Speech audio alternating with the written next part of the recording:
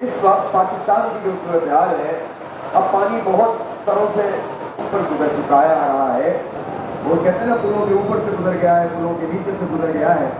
مسئلہ یہ ہے کہ تنخواہ دار آدمی برباد کر دیا گیا ہے، غریب آدمی کو تو انہوں نے پہلے ہی فارغ کر دیا ہے. مڈل کلاس لوگ اپنی سروائیول کی جنگ لڑتے لڑتے ہیں، بالکل آخری حصیاں لے رہے ہیں. اور اب تو صورتحال یہ ہو گئی ہے کہ ان بجلی کے بلوں نے، ان بموں نے، جو صنعت کار ہیں، جو تاجر ہیں، جن کے پاس بہت سرمایہ ہے، وہ بھی اپنی ملیں بند کرنے پر مجبور ہو گئے ہیں. جب ایک صنعت بند ہوتی ہے تو ہزاروں لوگوں کا روزگار ختم ہوتا ہے.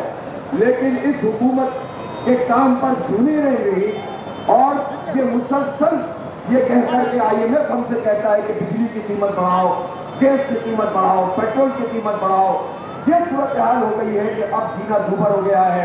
ایسی صورتحال میں اب چند راستے ہیں لوگوں کے لیے. ایک راستہ وہ ہے کہ لوگ آپس میں لڑنے لگے. کل آپ نے گجرانوالہ کا واقعہ دیکھا، جس میں ایک بھائی نے بجلی کے بل کی وجہ سے اپنے چھوٹے بھائی کو قتل کر دیا. اتنا کڑی جرم کر دیا. لیکن حالات کا آپ سنگینی کا اندازہ کریں کہ لوگ کہاں تک پہنچ گئے. اور اسی طرح سے یہ جھگڑے اب ہر گھر میں شروع ہو جائیں گے. تو لوگ کہاں جائیں گے؟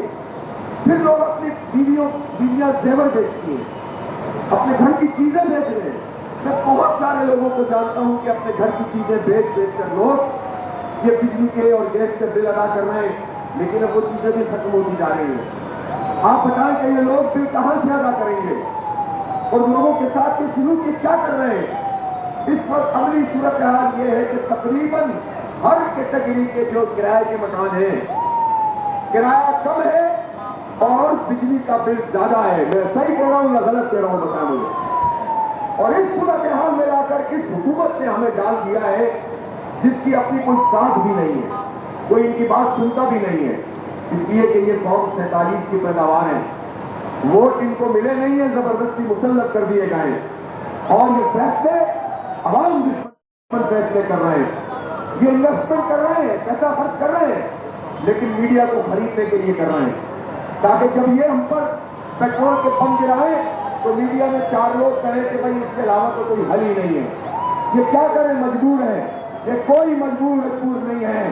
یہ بتاؤ کہ تم نے اپنے انتظامی اخراجات میں 25% اضافہ کیوں کیا ہے جب حالات یہ ہیں؟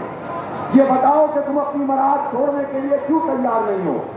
تم پیٹرول فری استعمال کرو. ایک مخصوص طبقہ ہے، افسران کا، فوج میں بھی ہے، بیوروکریسی میں بھی ہے، سیاستدانوں میں بھی ہے، اور اسی طرح سے ججز میں بھی ہے. ان کی بجلی فری، ان کی گیس فری، ان کا پیٹرول فری، ان کی گاڑی فری، ان کی رہائش فری. اور مصیبت کس پہ ڈال رہے ہو؟ غریب کے اوپر، مڈل کلاس پر. اور ہم یہ بجلی کے بل ادا کرتے ہیں. بہت تماشا ہو گیا. اب انہیں اپنی مراحت چھوڑنی پڑے گی. یہ دھرنا ان سے مراحت کم کروائے گا، چھڑوائے گا. انشاءاللہ تیار ہے اس کے لیے؟ تیار ہے. دوسری بات یہ ہے، اب تو پورا پاکستان بول رہا ہے، بچے کو بات سمجھ میں آ گئی ہے کہ یہ جو انڈیپینڈنٹ پاور پروڈکشن کی کمپنی پروڈیوسرز ہیں، یہ آئی ٹی پی کیا والا ہیں؟ ان کا نام سنتے تھے سمجھ میں نہیں آتا تھا. ہم نے مسلسل لوگوں کو بریف کیا، سمجھایا اور بتایا کہ یہ جو 100 سے اوپر کمپنیاں ہیں، ان میں سے 80% کمپنیز وہ ہیں کہ جو پاکستان کے لوگوں پر مشتمل ہے. یہ جھوٹ بولتے رہے کہ چونکہ بیرونی کمپنیاں ہیں اس لیے ہم ان سے نیگوشیٹ نہیں کر سکتے، ان کو بند نہیں کر سکتے. اب یہ جو کمپنیاں ہیں جن میں حکومت میں شامل لوگوں کے خاص لوگوں کی کئی کمپنیاں ہیں. آج تو میں نام نہیں لے رہا، ہو سکتا ہے کہ میں کل ایک کمپنی اور اس کے مالک کا نام بھی لے کر آپ کو سناؤں، تاکہ لوگوں کو ایک مرتبہ پھر اچھی طرح پتہ چل جائے کہ یہ لوگ ہمارے ساتھ کیا سلوک کر رہے ہیں. اور بدقسمتی کی بات یہ ہے کہ یہ جو خاندان ہیں، یہ چند جو صنعت کار نام نہاد ہیں، یہ نون لیگ میں بھی، یہ پیپلز پارٹی میں بھی، یہ PTI میں بھی، اور ان سب میں رہتے ہوئے انہوں نے ہزاروں ارب روپے پاکستان کی خون پسینے کی لوگوں کی کمائی جو ہے نچوڑ کر انہوں نے جو ہے وہ ہم سے لے لی ہے، کھا لی ہے. اور سب حکومتوں نے ان کو فیسیلیٹیٹ کیا، ان کی سہولت کاری کی۔ ایک کمپنی ایسی ہے IPP جس کا یونٹ کتنے کا پڑتا ہوگا؟ کتنے کا پڑتا ہوگا؟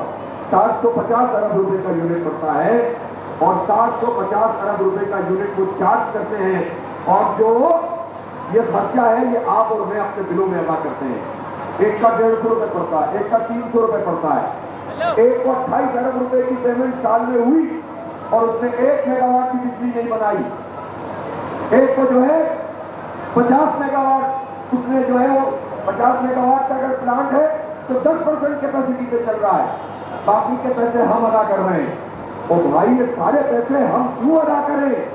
ہم ادا نہیں کریں گے اب انشاءاللہ، ہمیں ریلیف دینا پڑے گا، ہمارے بل کم کرنے پڑیں گے، پیٹرول کی ریلی ختم کرنی پڑے گی، اور یہ اب دھندا IPP کا نہیں چلے گا انشاءاللہ تعالیٰ۔ آپ اس کے لیے تیار ہیں؟ میں حکومت سے یہ کہنا چاہتا ہوں، یہ کون سی مجبوریاں ہیں جو ہمیں نہیں پتہ چلتی، آپ کو پتہ چل جاتی ہیں، اور آپ یہ کہتے ہیں کہ ان مجبوریوں کی بنیاد پر ہم ان سے نیگوشیٹ نہیں کر سکتے۔ دنیا بھر میں یہ نیگوشیشن ہوتی ہیں۔ کچھ کمپنیاں ایسی ضرور ہوں گی کہ جو اپنی پروڈکشن پوری کر رہی ہیں اور ان کی لاگت بھی مناسب ہے، پھر بھی انہوں نے سینکڑوں ہزاروں ارب روپے کما لیے۔ ری نیگوشیٹ کرو۔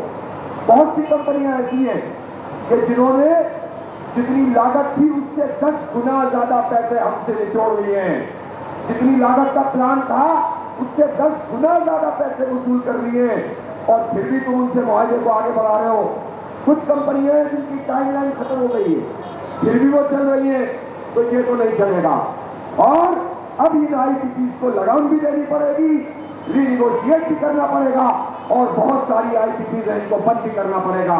یہ بالکل ہمارا حتمی طور پر مطالبہ ہے، اس کے بغیر ہم یہاں سے نہیں رہیں گے انشاءاللہ تعالی۔ بیٹھ گئے یہاں پر آ کر، اب آپ مجھے یہ بتائیے، آپ کے اب یہ جو IPPs کا دھندا انہوں نے شروع کیا ہوا ہے، برات اپنی یہ چھوڑتے نہیں ہیں۔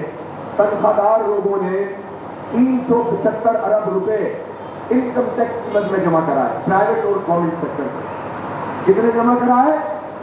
یاد کر لیں یہ باتیں سب۔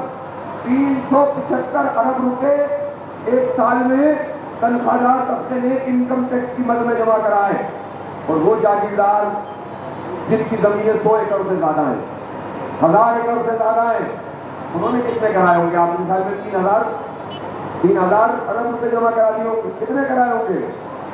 5 ارب روپے بھی جمع نہیں کرائے تو جاگیردار پیسے نہیں دے، تنخواہ دار سارا بوجھ ان جاگیرداروں کا اٹھائے، یہ نہیں چلے گا۔ ان جاگیرداروں کو لگام دینی پڑے گی، ان پہ ٹیکس لگاؤ، ہم سے ٹیکس ہٹاؤ، جاگیرداروں سے ٹیکس لگاؤ، عوام سے ٹیکس ہٹاؤ، ہمارے بجلی کے بلوں سے ٹیکس ہٹاؤ، ہمارے بجلی کے بلوں سے ٹیکس ہٹاؤ۔ یہ کیا مذاق ہے؟ 36 طرح کے ٹیکس ایک بل میں لگا کے بھیج دیتے ہو، یونٹ کی قیمت بھی بڑھاتے جا رہے ہو، ٹیکس بھی اس کے اوپر لگاتے جا رہے ہو، یہ دھندا نہیں چلے گا۔